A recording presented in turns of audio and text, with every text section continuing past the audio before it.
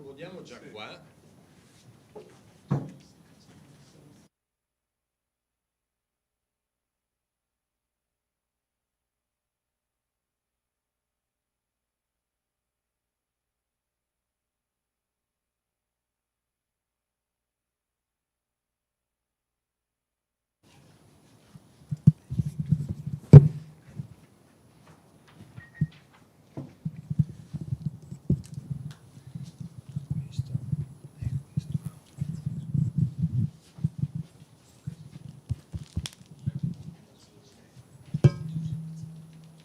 Bene, un saluto a tutti voi, a quanti ci seguono in diretta streaming, un grazie veramente a nome del Consiglio regionale con una giornata secondo me importante, un'annata importante perché appunto la presentazione del libro Le Venezie di Marco Polo, storia di un mercante e delle sue città di Ermanno Orlando appunto alla presenza della professoressa Alessandra Rizzi, docente di storia medievale all'Università Ca' Foscari di Venezia, e a Luigi Zanin, un amico ma soprattutto dirigente del settore tutela e patrimonio veneto nel Mediterraneo. Continua questo percorso dedicato appunto alla straordinaria figura di Marco Polo nei 700 anni dalla sua morte.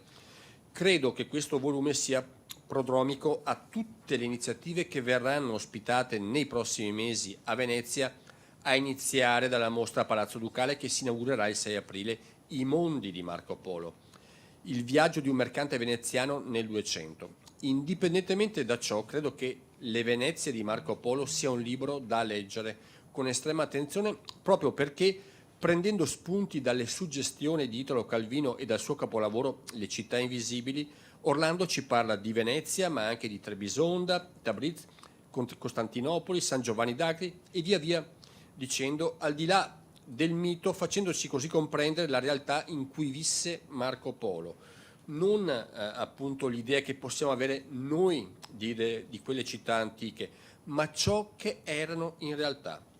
Docente di storia medievale con cattedra attualmente all'Università di Siena e profondo esperto della storia di Venezia, del Basso Medioevo, della storia sociale e culturale del mondo mediterraneo e della storia del commercio e della sua mobilità umana, con particolare attenzione alle relazioni tra Venezia e il suo stato da mar, quello che il professore ha definito non senza efficacia Commonwealth ante litteram, e conoscitore profondo del Medioevo e non solo dell'area balcanica, e non a caso è stato tra i protagonisti del progetto internazionale Viscom, Vision of Community, finanziato dal fondo austriaco di ricerca e promosso congiuntamente dall'Università di Vienna e dalla sezione Lante Medieval Dalmatia, appunto, dell'Università di Vienna, dell'Accademia Austriaca delle Scienze, con interventi molto approfonditi che sicuramente fanno onore al professore. Mi fermo nell'elenco dei titoli perché credo appunto che questo basti a quello che appunto serve a inquadrare il lavoro e la valenza del professor Orlando e l'importanza della lettura del suo testo, in cui Marco Polo compare sullo sfondo e per molti aspetti un pretesto, mentre le vere protagoniste sono le città e soprattutto Venezia nella sua straordinaria unicità, perché solo a Venezia poteva nascere, scusate, un nobile, un mercante, un abile diplomatico come Marco Polo, primo e giustamente più noto di una lunga serie di nobili mercanti, abili diplomatici, uomini politici come Bernardo Bembo, il padre di Pietro Bembo, tanto per citare un altro nome che ha fatto la storia di Venezia. Venezia, città bellissima ma infida e spregiudicata con le sue regole precise e dure, era la culla dell'arte ma anche del business, capace di far crescere o chiamare a sé dando ospitalità, se non cittadinanza, a intellettuali, ingegni, spiriti elevati, artigiani di vaglia, uomini di affare di ogni dove, dando vita a un'incredibile armonia tra lavoro manuale ed intellettuale, tra nobili e plebei, finanza e industria, mercanti e artigiani. Cosa resta allora al di là degli anniversari? Certo, la storia, la testimonianza di un modello di sviluppo non privo di contraddizioni peraltro. Rimane soprattutto la bellezza, quella stessa bellezza di cui parla Dostoevskij, spiegandoci che salverà il mondo in russo. Non a caso si dice e scrive mir, parola che in russo significa anche pace. Così la bellezza salverà la pace. Questa stessa pace con cui ben oltre un secolo prima Marco Polo, appunto, di Venezia, salì a fianco di un impero e papato, le massime potenze europee, legittimandosi anche lei, Venezia, come nel 1177 accogliendo il Barbarossa e Alessandro III, non lungi da quelle appunto di San Marco, dimostrando spregiudicatezza ma anche rarissime dote di abilità e capacità. Ho parlato fin troppo, mi scuso con voi, non potrò stare qui oggi perché appunto ho una giornata densa di impegni e come Presidente vengo chiamato anche a supplire a qualche mancanza di altri. Quindi al professor Orlando, alla professoressa Alessandra Lizzi, docente appunto di storia medievale all'Università Ca' Foscari di Venezia, a Luigi Zanin, il nostro dirigente di un settore a me molto caro, il mio sincero ringraziamento per essere qui con noi oggi e a voi tutti mi auguro che appunto questo momento serva a introdurvi in una lettura molto molto interessante che fa capire cos'erano quelle città e quel percorso che Marco Polo fece appunto 700 anni fa, oltre 700 anni fa. Grazie e buona giornata.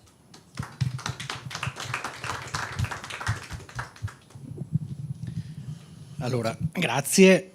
Io naturalmente ringrazio il Presidente che ha dato la disponibilità ad ospitare questa iniziativa di presentazione. Il mio ruolo è molto importante perché serve essenzialmente a non far perdere tempo al presentatore e a chi stimolerà l'autore di questo libro. Però, dopo aver ringraziato il nostro Presidente, ringrazio ovviamente per la presenza il professor Ermanno Orlando, che come diceva il Presidente è un medievista dell'Università di Siena, e la professoressa Rizzi, che è altrettanto medievista, però all'Università di Venezia. Devo dire poi che, possiamo dirlo, insomma, ci lega con il collega dottor Pigozzo, siamo in 4, ci lega il comune discepolato con un professore, il professor Ortalli, che è professore, è stato ed è professore di storia medievale qui a Venezia, quindi questo è un motivo ancora più significativo che fa particolarmente piacere poterci ritrovare in questa occasione. Come vi dicevo, non posso presentare adeguatamente in pochi minuti il curriculum, gli studi di Ermanno Orlando, però diciamo, scorrendo i suoi titoli più recenti, sicuramente dobbiamo richiamare questa particolare attenzione per gli studi nell'ambito dello Stato da mare, l'edizione di fonti, il suo impegno per quanto riguarda l'edizione di fonti notevole, di pluriennale, per esempio nell'edizione delle fonti dei registri del Senato misti, ma accennavo appunto a questo particolare interesse sulla storia di lavoro, sulla storia di Venezia, che l'ha portato peraltro insieme alla professoressa Rizzi a far parte del nostro comitato scientifico della legge regionale appunto sulla tutela e il patrimonio della tradizione, della cultura veneta nel Mediterraneo. Questo è un ulteriore motivo che fa piacere in qualche modo ricordare, perché è particolarmente significativo l'apporto che loro stanno dando all'interno di questo comitato, che domani peraltro sarà in qualche modo celebrato con il trentennio, con la presenza del consigliere Beggiato, no? che ha promosso questa iniziativa. Ecco. Quindi io rispetto assolutamente i miei impegni e quindi tralascio gli ulteriori aspetti legati appunto al curriculum molto molto ricco del professor Orlando, che si è occupato, lo devo dire, anche di tematiche particolarmente importanti legate alla storia della società. Ha lavorato molto per esempio sul matrimonio, sui matrimoni a Venezia, ecco, lui un grande conoscitore delle fonti veneziane. Si è occupato di fiscalità, comune di Treviso, nel Trevigiano, si è occupato di migrazioni ultimamente, esatto, di flussi commerciali, di analisi anche delle infrastrutture nel quadro. E poi, questo è l'ultimo accenno che devo fare, come dire, ha contribuito anche a questa importante stagione di riscoperta degli statuti nell'ambito della terraferma veneta che ha dato molto negli ultimi anni. Ecco, quindi io rispetto le promesse, mi fermo in questo preciso istante e do la parola allo stimolo o all'autore. Ecco, do la parola a Rustichello da Pisa che intervisterà. Io semplicemente intanto volevo ringraziare per l'occasione, mi fa molto piacere essere in questo ambiente, in questo contesto, però se posso faccio subito una rettifica per correttezza rispetto alla struttura presso cui lavoro, è Università per Stranieri di Siena, non l'Università di Siena. Bene, allora la palla la prendo io, ringraziando chi ci ospita. È un luogo istituzionale, ma siamo tra amici, è vero, perché anche tra il pubblico, che ringrazio, mi sento di ringraziare, siamo comunque tra amici. Allora, entro subito in medias res, visto che il tempo anche è contingentato. Allora, questo è un volume non su Marco Polo, ma nel quale c'è Marco Polo. È un volume di contesto, di contesti, che tu ti do del tuo Ermanno, che l'autore in terza persona, che l'autore ricostruisce con l'obiettivo, come scrive l'autore, di capire quali presupposti culturali e quali retroterra ambientali permisero a un mercante di Venezia di intraprendere un viaggio per molti versi fantastico. Oggetti del volume, continua, sono i contesti di partenza, la cultura e la mentalità di una società di mercanti che aveva raggiunto una maturità, una preparazione e una consapevolezza tale da permettere simili gesta. Questo è quindi questo è l'obiettivo di questo lavoro. Ci si potrebbe aspettare, quindi do un'impressione anche su questo, perché come dire, queste domande che stimoleranno il tuo intervento nascono soprattutto da un interesse, sì, di chi si occupa un po' di storia di Venezia, ma di lettrice. Ho letto il volume, l'ho letto anche quasi come un romanzo. L'impressione di uno si aspetterebbe, allora va bene, se è un volume di contesti, mi aspetto un volume molto tradizionale in cui si parla di istituzioni, di società, di dinamiche, però c'è anche una storia diversa, un'altra storia, una storia di mentalità, una storia di atteggiamenti, una storia più introspettiva. Non a caso alcuni tuoi paragrafi, capitoli sono intitolati, per esempio, La mercatura come forma mentis, oppure Prendere le misure al mondo e poi La meraviglia come investimento. Quindi un libro di contesti, e su questo ti chiederei qual è il contesto principale, forse questa Pax Mongolica che serpeggia in tutto questo volume, che è un po' la ragione, il motore poi di questa impresa. Sì, intanto mi fa piacere, giustamente diceva Luigi Zanin, come dire che è quasi una rimpatriata, siamo tutti allievi di uno stesso maestro che è Gherardo Ortalli, e mi fa piacere tra l'altro salutarlo. Sì, salutarlo, c'è anche qui Federico Pigozzo, facciamo tutti parte della Deputazione di Storia Patria, come dire, un ambiente molto familiare, un contesto. Allora, no, sì, il libro, ovviamente il presupposto iniziale di questo libro è inevitabilmente il 700° che stiamo celebrando della morte di Marco Polo, e che Venezia, ma non solo, l'Italia intera sta celebrando in questo 2024.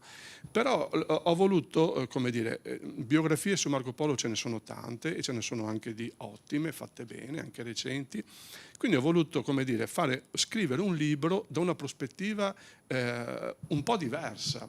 Cioè la prospettiva è proprio Venezia e le altre città, le altre Venezie toccate nei loro viaggi da Marco Polo e dalla famiglia Polo, quindi non soltanto da Marco, ma dal padre Nicolò e dallo zio Matteo. Sappiamo che come dire, il primo viaggio sino alla corte di Kublai Khan in Cina è effettuato dal padre e dallo zio.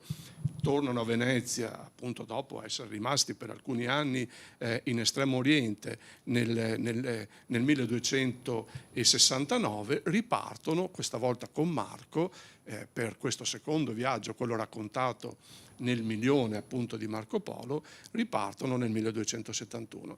Ecco, quindi la prospettiva è ribaltata. Non è tanto Marco Polo, su cui appunto esiste molta bibliografia, ma sono le Venezie di Marco Polo. Le Venezie al plurale, perché non è soltanto, come dire, la Venezia che ha dato i natali a Marco Polo nel 1254 e quindi che in qualche modo, come giustamente diceva Alessandra Rizzi, ne ha forgiato il carattere, la mentalità, la cultura.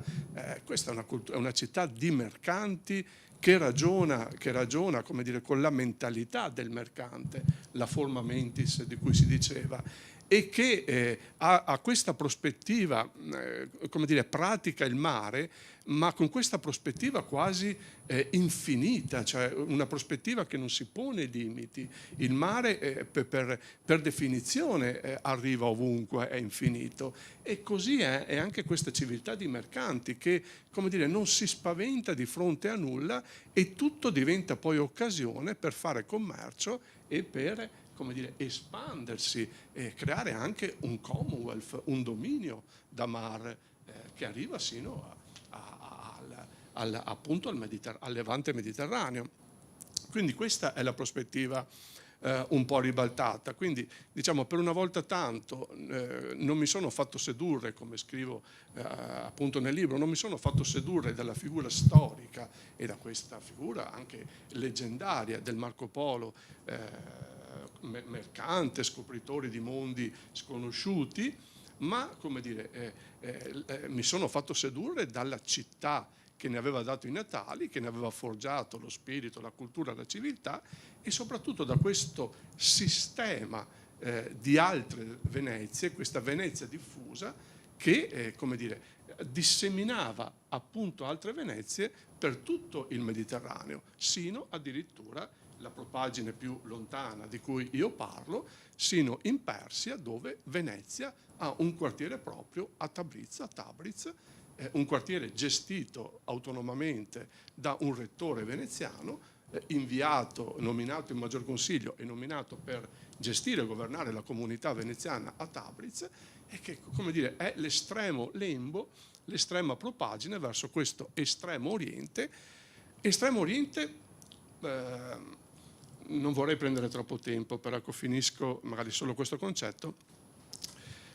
Questo estremo oriente che è diventato in questo momento praticabile, come dire, i mercanti occidentali possono facilmente arrivare appunto fino in Cina, perché si è creato, questo a partire dal 200, questo immenso impero mongolo che praticamente partiva dall'Oceano Pacifico e arrivava quasi al Mediterraneo, garantendo sicurezza, praticabilità delle strade interne, delle strade, diciamo, di queste vie della seta, appunto queste carovaniere all'interno del continente eurasiatico, ne garantivano la praticabilità e la sicurezza, e questo aveva facilitato ovviamente i collegamenti, i commerci con questo estremo oriente, e quindi permesso l'epopea dapprima del padre e dello zio di Marco e poi dello stesso Marco Polo. Cioè, qui ci hai spiegato che cos'era in sostanza la Pax Mongolica,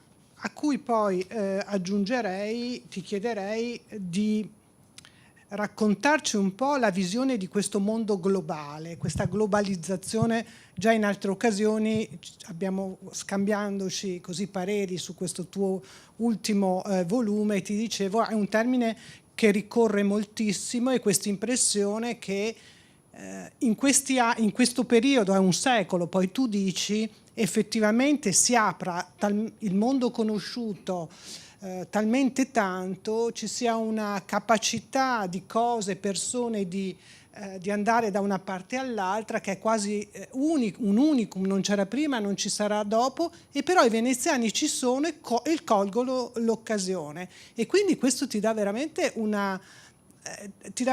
il senso un po' di questa società di mercanti, di questa popolazione di mercanti, di questi uomini.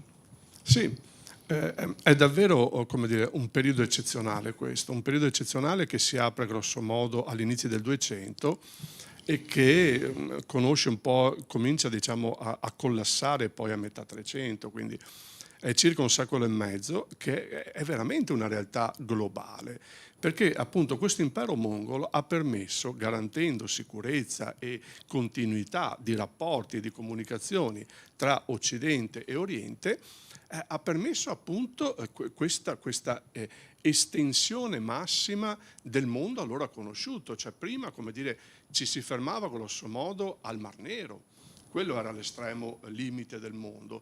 Oltre era l'Oriente sconosciuto, l'Oriente pieno di leggende, di misteri, l'Oriente che faceva anche molta paura. Adesso invece è un Oriente praticabile, un Oriente in cui i mercanti veneziani, su cui i mercanti veneziani si riversano immediatamente, perché immediatamente capiscono che quella può essere la grande occasione per aumentare i commerci e quindi, come dire, aumentare le entrate di una città come Venezia, che, come dire, la cui potenza, la cui ricchezza si basava sui commerci. E quindi è sicuramente un periodo forse unico, irripetibile nella storia di Venezia. C'è una cronaca contemporanea, una cronaca scritta da Martin da Canal, che è veneziano, anche se conosciamo di lui in realtà pochissimo, che scrive in francese, come lo stesso Milione è scritto in francese, semplicemente perché il francese era, come dire, un po' la lingua veicolare del tempo, come l'inglese adesso, quindi in qualche modo anche per commercializzare, vendere, diffondere, divulgare questi testi, la lingua, il francese, poteva diventare un mezzo, uno strumento molto efficace. Scrive queste Les Histoires de Venise e lui parla di Venezia trionfante, parla di come dire, la meraviglia di Venezia, cioè se nel Milione di Marco Polo le meraviglie è questo viaggio nell'estremo oriente, questa scoperta tra virgolette della Cina, nelles Histoires de Venise la meraviglia è Venezia stessa. E questi due mondi appunto si aprono l'uno all'altro, cominciano ad essere, come dire, è l'estremo oriente che diventa sempre più vicino e sempre più praticabile.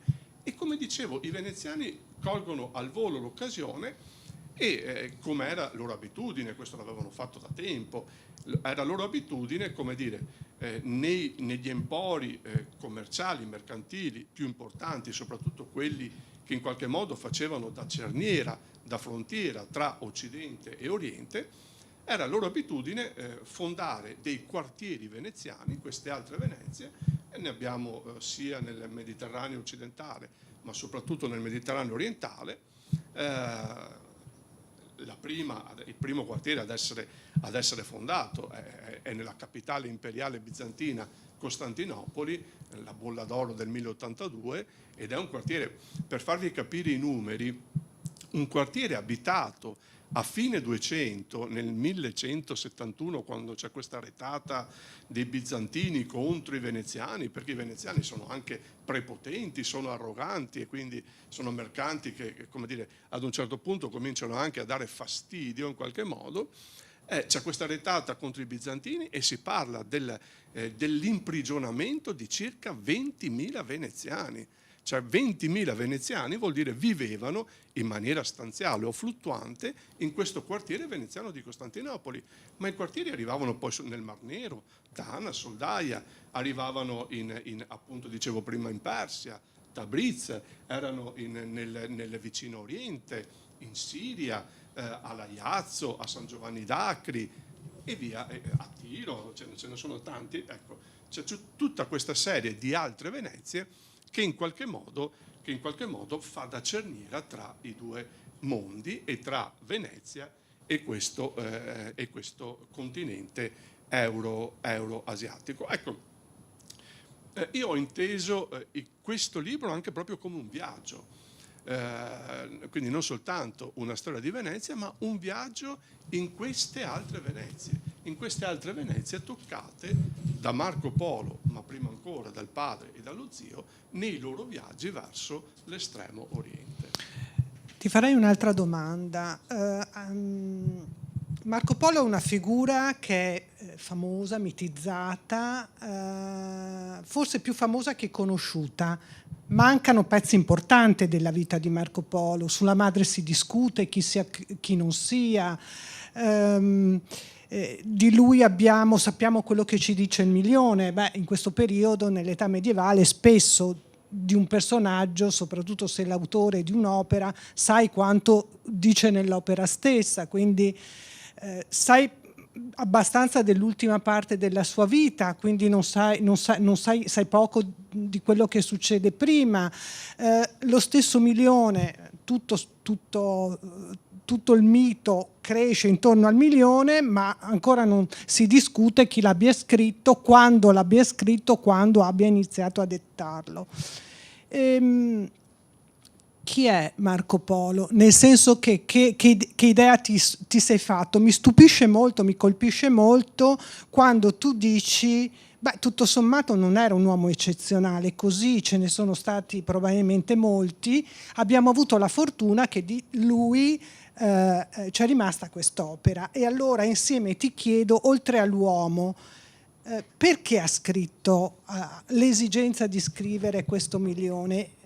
E mi ricollego poi all'ultima fase, lui poi cerca di promuovere quest'opera. Quindi che idea ti sei fatto di quest'uomo e poi del perché di quest'opera? Sì, allora innanzitutto è vero, cioè la biografia di Marco è difficile perché abbiamo pochissima documentazione superstite. Le notizie che abbiamo di Marco Polo sono relativamente, sappiamo che nasce appunto nel 1254 a Venezia, sappiamo che appunto nasce da Niccolò Polo, che allora stava facendo questo suo primo viaggio insieme al fratello Niccolò appunto verso la Cina. Non sappiamo il nome della madre, perché appunto nel Milione non è nemmeno nominato il nome della madre. Sappiamo però che, questo ce lo racconta appunto il Milione, che nel 1269, quando il padre e lo zio fanno ritorno dopo il primo viaggio appunto a Venezia, trovano che la madre è morta, lo dice appunto in un passo del Milione, e si trova un giovane figlio, che forse neanche sapeva di avere, che allora era quindicenne. Quindi abbiamo pochissime notizie. Poi abbiamo invece documentazione certa, l'abbiamo soltanto dopo il ritorno di Marco Polo dal secondo viaggio, quello raccontato appunto nel Milione, quindi nel 1295, lui ritorna a Venezia. Ecco, da lì abbiamo ma sono credo una cinquantina di documenti in tutto che riguardano, dopo il 1295, che riguardano non soltanto Marco Polo, ma l'intera famiglia Polo. Come dire, documenti effettivi sulla vita di Marco abbiamo diciamo indirettamente, non proprio direttamente, documentazione sul matrimonio. Sappiamo che si sposa nel 1300 con Donata Badoer, quindi di nobile famiglia patrizia, che ha 3 figlie. Sappiamo ovviamente quando muore, nel senso abbiamo il testamento, bellissimo testamento redatto, fatto redigere il 9 gennaio del 1324. Però, come dire, per chi studia il Marco Polo storico, ovviamente i dati mancanti sono tanti e le incertezze sono tante. Un'altra suggestione appunto che derivava dalla domanda, è vero, io forse non dico proprio che era un mercante qualunque, perché non potrei dirlo, cioè comunque, come dire, ha fatto assieme al padre e al figlio, ha fatto questo fantastico viaggio che in pratica fa scoprire all'Occidente le meraviglie appunto dell'Estremo Oriente, arriva sino alla corte di Kublai Khan e per quasi un ventennio lavora come funzionario a servizio appunto del Khan dei Mongoli, Marco. Quindi non posso dire ovviamente che è un mercante qualunque, però sicuramente siamo in un contesto in cui i mercanti di Venezia sono tanti Marco, e Marco è uno dei tanti grandi mercanti di Venezia che in quel contesto, che in quel periodo appunto viaggiavano nel Mediterraneo e facevano anche questi viaggi verso l'Estremo Oriente o verso terre ignote, proprio per procurare come dire, aprire nuove rotte, nuovi spazi di commercio per Venezia. L'eccezionalità in questo caso è proprio il racconto, cioè è eccezionale il fatto che poi Marco ci racconta questi viaggi, che ci racconta appunto nel milione questa grande epopea e quindi questa vita vissuta e questa scoperta della Cina e della corte del Gran Khan Kubilai. Ecco. Perché si vuole raccontare allora? Quindi l'eccezionalità nel racconto, e perché quindi c'è una sensibilità diversa in più, o è come dire, magari altre storie che non ci sono state tramandate? Questo ovviamente è molto difficile da dire. Noi sappiamo semplicemente che, come dire, qual è il contesto di produzione di questo libro, che tra l'altro è un libro che conosce una diffusione, quindi come dire, viene copiato e una divulgazione da subito eccezionale, soprattutto rispetto ai tempi. Del milione abbiamo diverse copie, più di un centinaio di copie, e questo, come dire, è sinonimo, ovviamente rapportiamolo sempre al contesto, cioè siamo tra fine 200 e inizi 300, non esiste ancora la stampa arriva a Venezia fino a 400, avere così tante copie, come dire, è una riprova del successo, tra virgolette, editoriale di questo Divisamment du Monde, appunto scritto in francese, o milione di Marco Polo. Ecco, sappiamo il contesto di produzione, sappiamo che lui scrive, anzi detta, perché in realtà è un libro scritto a 4 mani, detta questo milione a Rustichello da Pisa. Il contesto sono le carceri di Genova, entrambi sono incarcerati.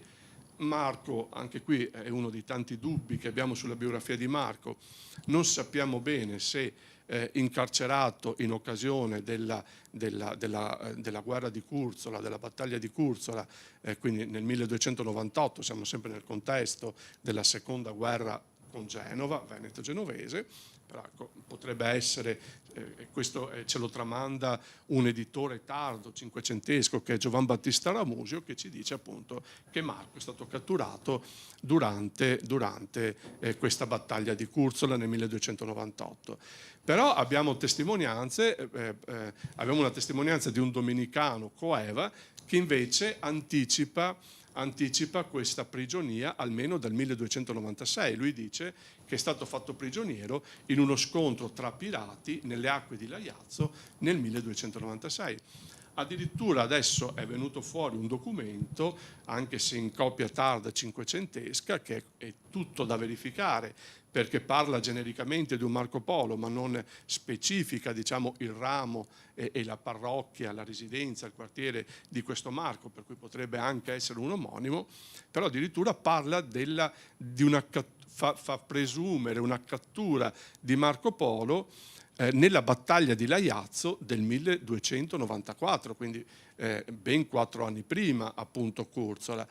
Ecco, però sappiamo appunto che il contesto di produzione è questo carcere di Genova, dove Rustichello da Pisa era allo stesso modo incarcerato, lui sì, sappiamo per certo, dalla battaglia della Meloria, questa battaglia epocale, una delle più grandi battaglie navali combattute nel Medioevo tra Pisa e Genova, vinta da Genova, e che aveva fatto migliaia di prigionieri tra i pisani, e uno di questi appunto Rustichello da Pisa.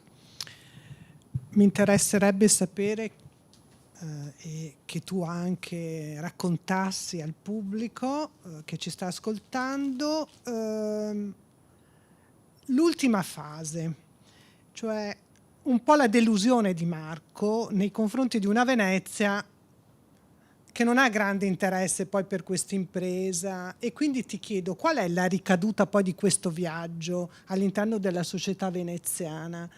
E questi mancati poi diventa un eroe per Ramusio, ma siamo nel Cinquecento, insomma, ne fa un po' l'eroe nazionale. I contemporanei non è che, diciamo, gli diano grande considerazione. Sì, dicevo appunto, dobbiamo sempre capire il contesto. Siamo appunto in una società di mercanti, per cui queste imprese sono abbastanza normali per un mercante, cioè è quello che facevano un po' meno tutti i grandi mercanti che facevano parte di queste grandi famiglie patrizie che commerciavano appunto nell'intero Mediterraneo, fino al Mar Nero, fino ai confini con l'Oriente, anche l'Oriente più estremo. Però da questo punto di vista non c'è niente di eccezionale, e probabilmente Marco Polo in qualche modo risente, nel senso che il libro Il Milione ha subito, dicevo, un successo editoriale enorme, viene tradotto immediatamente in diverse lingue, viene addirittura tradotto in latino, scritto in volgare, diciamo, franco-italiano, poi volgarizzato in toscano, volgarizzato in veneto, tradotto in tedesco, eccetera, eccetera. Viene scritto in latino. Il latino significava, come dire, immettere questo libro nell'ambiente universitario, nell'ambiente colto, nell'ambiente dei chierici, e quindi, come dire, dargli una dimensione, una visibilità ancora maggiore. Quindi Il Milione entra subito nella dimensione della leggenda. Marco Polo invece in città sembra non avere questi riconoscimenti che lui stesso forse si sarebbe aspettato, e da ciò, diciamo, certe durezze che troviamo nel suo testamento, il fatto che probabilmente lui non è mai stato cooptato nel Maggior Consiglio. Il Maggior Consiglio era un organismo che proprio allora stava in qualche modo definendo i criteri di accesso appunto a questo che era il massimo consiglio del Comune di Venezia del tempo, e attraverso la serrata conosciutissima, famosissima appunto del Maggior Consiglio, ma sembra che Marco non diventi mai membro effettivo appunto del Maggior Consiglio, per cui, diciamo, forse questo anche malcontento, questi malumori di Marco verso una città che sembra non riconoscergli gli onori che invece gli stanno tributando in tutto il resto del mondo attraverso Il Milione. E forse questo pregiudizio però rimane anche dopo. I cinesi ancora, come dire, si sorprendono del fatto che a Venezia non ci sia una statua che commemora Marco Polo, che laddove adesso c'era appunto la casa fondaco dei Polo a San Giovanni Grisostomo, e adesso è andata distrutta in un incendio tardo cinquecentesco, e poi è stato costruito il teatro Malibran, e c'è semplicemente una targa che ricorda che quella era la corte del Milione, e che lì, una targa ottocentesca, e che lì probabilmente ha vissuto la sua vita Marco Polo. Però ecco, questo pregiudizio probabilmente è rimasto anche dopo, e la città forse non gli ha tributato tutti gli onori di cui forse lui, come dire, si aspettava di avere. Ecco. Un'ultimissima, una brevissima sulle figure femminili. Hai accennato al testamento, poi va bene, forse è nota la vicenda del testamento. Queste vedove bianche in questa società mercantile, poi tu accenni a queste vedove bianche, con io penso a questi uomini che stanno via poco 10 anni, tanto 20 anni, che non è poca cosa. Poi però qui la macchina e tutto il resto deve funzionare, e quindi il carico dato a queste figure femminili che sono in ombra per vari motivi, perché le fonti non ne parlano, perché sono nascoste. Che idea ti sei fatto delle donne di Casa Polo, insomma? Sì, allora, come dire, qui la storiografia ha un po' ragionato, perché è vero, cioè questa è una società di mercanti in cui questi mercanti stavano per lunghi tempi fuori Venezia. Diciamo che, come dire, la vita di un mercante appena adolescente veniva, di un patrizio mercante, veniva appunto imbarcato in una di queste navi, cominciava a fare esperienza, stava per molto tempo, soprattutto da giovane, fuori Venezia, in questi quartieri disseminati, in queste altre Venezia disseminate tra Mediterraneo, Asia, eccetera. Solo, diciamo, in età matura, per sposarsi, rientrava a Venezia, si sposava e poi cominciava la carriera politica. Cioè, dopo aver fatto la carriera, diciamo, da mercante, incominciava la sua carriera politica, e quindi Maggior Consiglio e quindi Senato, perché sta nascendo anche il Senato, che poi diventerà l'epicentro della vita istituzionale e costituzionale di Venezia nel Trecento. Diciamo, nel momento in cui questi uomini sono fuori per esigenze appunto di mercatura, la quotidianità, anche la quotidianità dei commerci viene in qualche modo gestita da queste madri, da queste mogli, da queste sorelle, quindi dalle donne di casa. Vedove bianche, perché appunto spesso queste donne rimanevano senza marito, e magari anche come nel caso appunto proprio dei due fratelli Polo, del padre e dello zio, senza sapere se effettivamente fossero ancora vivi e se mai fossero tornati poi a Venezia. E quindi vedove, perché appunto praticamente non avendo notizie dei mariti, rimanevano quasi come vedove a Venezia. E difatti sapete, forse avete letto di questa ipotesi, è un documento recentemente trovato che supporrebbe, che ci parlerebbe nel 1314 mi pare, quindi doveva avere anche un'età molto avanzata, presupporrebbe una madre di Marco ancora viva appunto a quella data, una certa Elena. E noi invece sappiamo dal Milione che la madre di Marco era morta quando lui appunto era giovane, che il padre Nicolò si risposa con Fiordelisa Trevisan e sicuramente ha un figlio che appunto si chiama come lo zio, e quindi si chiama anche lui Matteo, che è fratellastro di Marco. Quindi abbiamo molte notizie che contesterebbero questa ipotetica presunta Elena, madre di Marco Polo. L'ipotesi, diciamo, dell'editore del documento è che proprio sia una di queste vedove bianche che forse, un'ipotesi però molto difficile poi da confermare dal punto di vista documentario, che probabilmente potrebbe aver ottenuto un annullamento del matrimonio in un tribunale ecclesiastico proprio sulla base di questa probabile morte, o comunque di questa lontananza da lungo tempo del marito appunto, quindi vedova bianca, del marito che era allora in Cina. Però ovviamente è tutta da verificare, molto, dal mio punto di vista, devo essere onesto, molto molto improbabile, però è una suggestione che è recentissima. Non c'è tempo per dire quali sono i motivi, ma non è che per te è improbabile così. No, certo. Ci sono delle ragioni. C'è il tempo per un'ultimissima domanda, una domanda molto, molto semplice. Tu hai parlato è un viaggio che hai fatto, e anche per il lettore, anche per me è stato un viaggio, leggendo e rileggendo alcune parti. Siccome ti conosco anche come autore, diciamo, più serio, più accademico, grazie dell'aggettivo. Che esperienza è stata per te scrivere un libro, o che esperienza è scrivere un libro che sembra quasi un romanzo, ma un romanzo non è? Io mi sono divertito tantissimo. E questo si capisce, eh? Io l'ho fatto con grande piacere, mi piace, è vero, io ho fatto molta ricerca, nel senso accademico del termine, e ho una produzione in questo senso credo abbastanza ricca appunto di ricerca, di produzione accademica, scientificamente rigorosa, accademica in questo senso. Negli ultimi anni mi piace e sto frequentando questa, diciamo, filone della divulgazione storica, che è cominciata ho fatto altri lavori appunto per il Mulino, è cominciata già nel 2014 con Venezia e il mare nel Medioevo, è proseguita poi con le Repubbliche Marinare, sempre per il Mulino.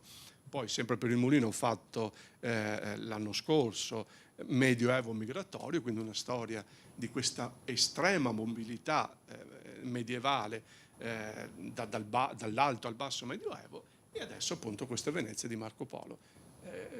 Mi diverto, non saprei come altro dirlo. Beh, devo dire che è sicuramente una ragione onorevolissima che ti spinge, appunto. Non è che però l'accademia non si senta in questo libro, io te lo ripeto sempre ogni volta che leggo questi che tu definisci libretti. Tu mi dici, sai, ho fatto un libretto. No, non sono assolutamente libretti, ed è evidente che dentro c'è tutta la mia ricerca. Però, come dire, cerco di arrivare attraverso questi libri ad un pubblico più ampio, che non sia solo quello dei tecnici, degli esperti, di chi fa appunto ricerca accademica, ma è un pubblico anche di appassionati, e a questo pubblico cerca di rivolgersi questo tipo di produzione scientifica, storica. Grazie, non so se ci sia spazio a domande. Grazie a voi. No, non ci sarà spazio per le domande, però io voglio solo chiedere lo spazio per ringraziare Ermanno e la professoressa Rizzi, Alessandra naturalmente, per l'ottimo servizio che avete fatto ai nostri ascoltatori, e colgo assieme al saluto uno stimolo, che è proprio quest'ultimo che è venuto dalla tua domanda sulla divulgazione. Ne abbiamo parlato, se vi ricordate, nell'ultima riunione che abbiamo fatto del Comitato Scientifico della Legge sul Patrimonio Veneto. È una sfida che ci coinvolge tutti, coinvolge anche chi in questi anni sta lavorando ai vari progetti per le ricerche storiche, l'edizione di fonti nell'ambito di questa nostra legge regionale. La sfida è proprio quella di associare a questa attività di ricerca seria. Noi chiediamo sempre, e anzi giudichiamo per poterla finanziare, che sia un'attività assolutamente degna sotto un profilo scientifico, di riconoscimento di serietà, e in questo il comitato ci aiuta tantissimo. Però associarvi anche, come dire, un'attività di divulgazione per far avvicinare anche il pubblico che non è specialista ai risultati di questa ricerca, che molte volte, come voi sapete perché siete editori di fonti, è anche una ricerca aspra, una ricerca piena di difficoltà e molto complessa. E anche per questo motivo vorremmo in qualche modo proporre proprio da quest'anno una serie di appuntamenti, quantomeno su base mensile, speriamo ancora di più, per consentire agli autori che hanno sviluppato le ricerche, hanno prodotto quelle edizioni di fonti, eccetera, di promuoverle attraverso degli incontri come questi, degli incontri che non siano particolarmente impegnativi, ma consentano di avvicinare, perché questo secondo me è il massimo servizio che come amministrazione possiamo riuscire a fare, proprio per stimolare, avvicinare e rendere questi contenuti vicini, sempre più vicini a chi possa essere interessato a goderli. Ecco, io con questo ho finito e vi ringrazio tutti i presenti, grazie a tutti. Grazie.